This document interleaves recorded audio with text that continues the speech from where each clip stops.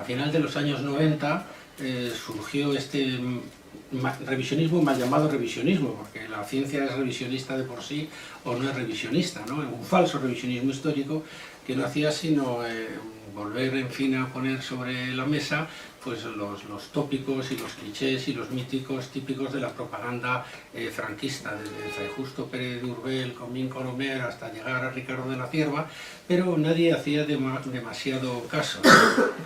Cuando yo que empecé pues criticando, digamos, la obra de Ricardo de la Cierva, que era un poco un historiador, que en paz descanse, que dominaba de alguna manera la historia contemporánea y que publicaba mucho, eran bestsellers sus libros, ¿no?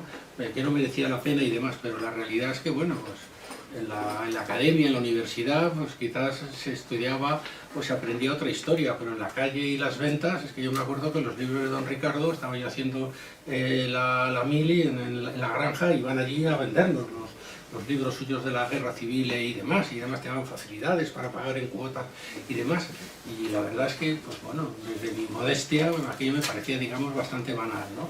Bueno, pues empecé con Ricardo de la Cierva y con Ramón Salas Larrazábal, que pasa por lo menos era un historiador empírico de lo mejor del franquismo y que se basaba en datos, ¿no? Lo que pasa es que hizo un libro suyo, Pérdidas de la Guerra Civil, en que cometió un fallo metodológico elemental, que era considerar que todos los muertos de la guerra civil habían sido inscritos en el registro civil, y precisamente no habían sido inscritos de una manera diferida, lo cual hacía que la represión de posguerra hubiera sido mayor de lo que en realidad fue y la de la guerra menor de lo que en realidad fue, porque muchas víctimas de la guerra civil se apuntaron después, ¿no? Y solo verdaderamente se empezaron a apuntar cuando ya en el Estado democrático hubo posibilidades de cobrar algún tipo de pensión o algo por el estilo. Y después, pues a finales de los años 90, sorprendentemente, pues surgió el fenómeno, digamos, MOA, digamos, y Aldáteres, y un poco, pues, lo mismo, ¿no? No merece la pena, pues, en fin, contestarles, tal y que cual, pero el caso es que vendían libros como churros, estaban en todas partes, en los medios, no era un fenómeno banal.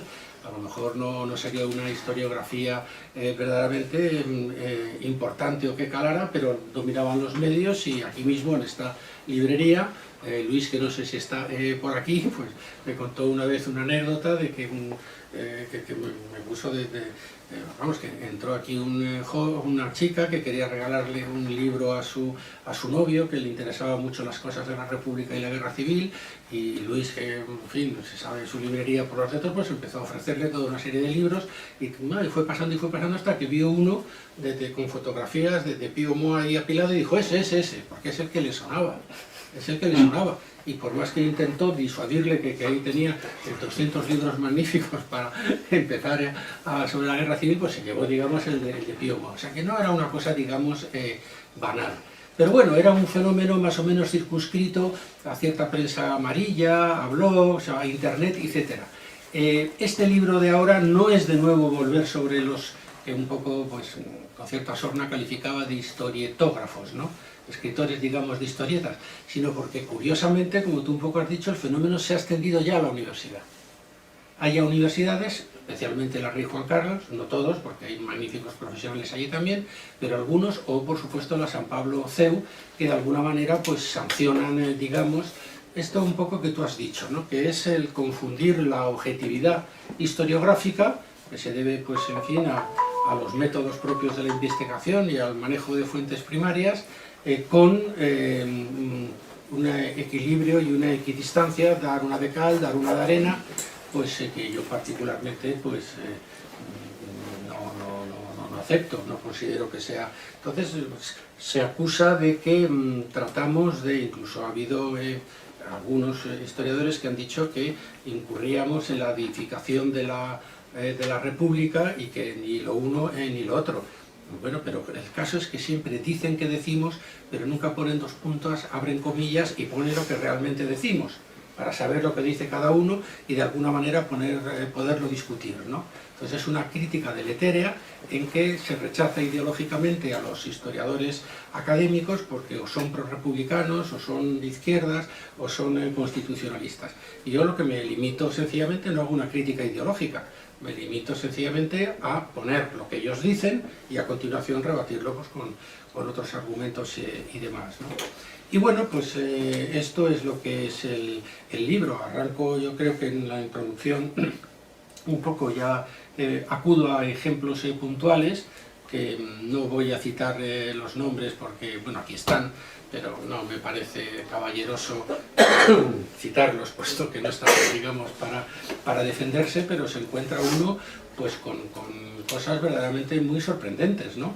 Con algunos que son de fácil identificación, en los que uno incluso aprendió y tuvo ciertos conocimientos y ciertos libros magníficos que pues, se publican en una primera etapa, y que luego pues adaptan un giro, son de alguna manera abducidos por Ricardo de la Cierva y toman un giro verdaderamente inesperado y se convierten pues en adalides y en sponsors pues, de hombres como Pío Moa.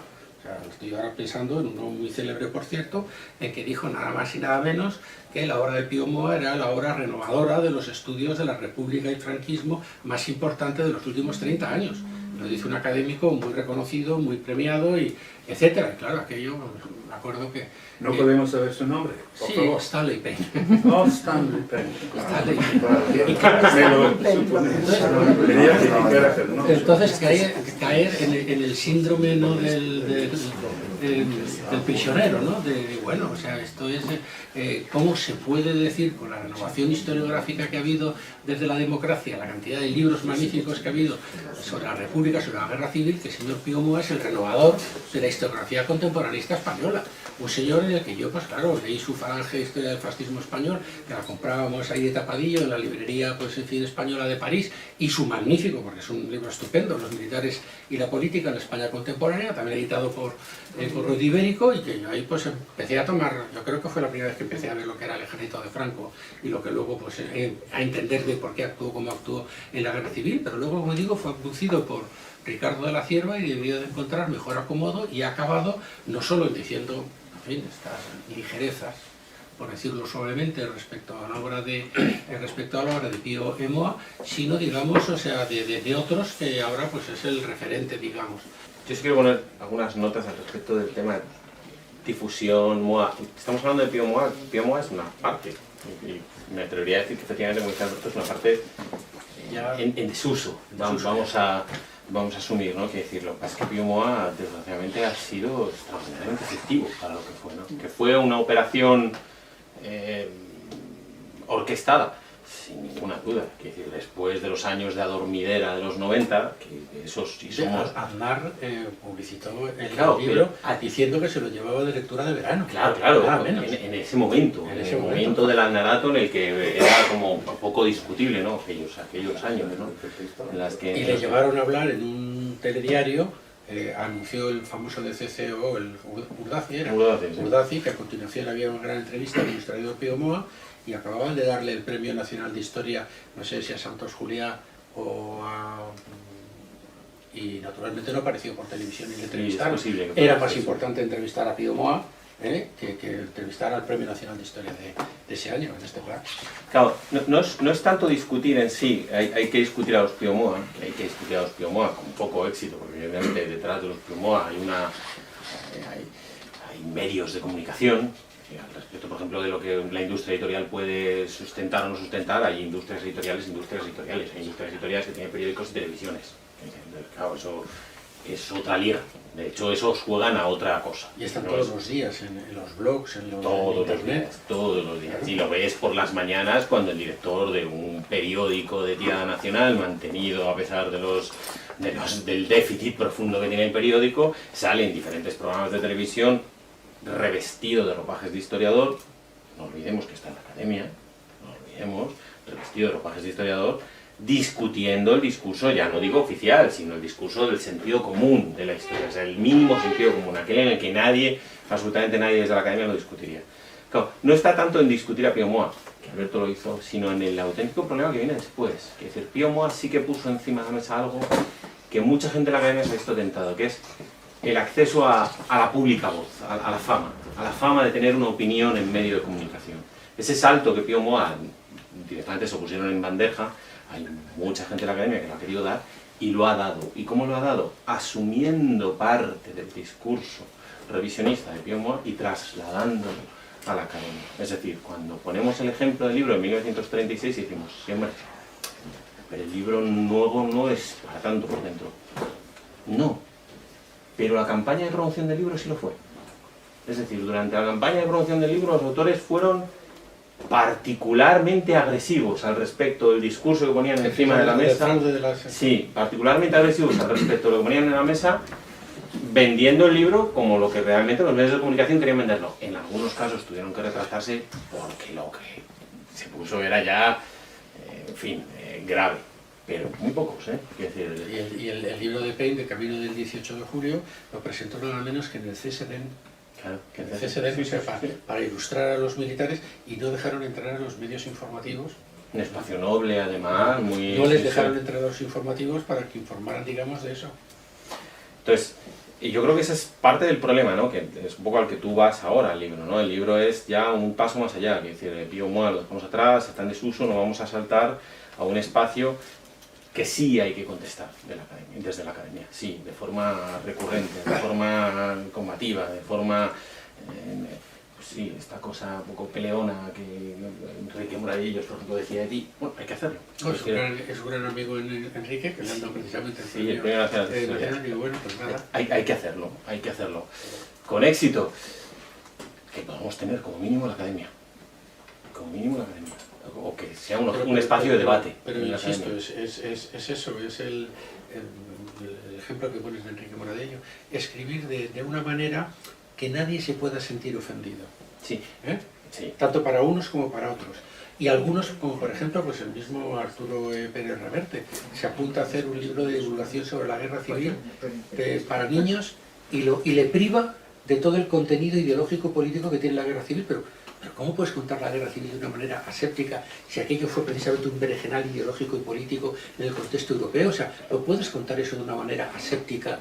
O sea, entonces, pues bueno, pero claro, como vende, claro, pues ves un libro de divulgación firmado por Arturo Pérez Reverte y se ve, claro, pues de estar hinchando. Es mucho, en fin, más razonable, pues lo que hace, por esto, que ha publicado uno sobre la guerra civil y se pone de acuerdo con un... Nosotros hemos hecho otro. De cómicos, y ha hecho otro sobre Guernica. Él hace el texto, claro, de la guerra civil de Guernica, que es bueno, y el dibujante lo hace, y eso pues lo vendes como churros. Pero claro, es que detrás del texto está, pues, está Preston, ¿no?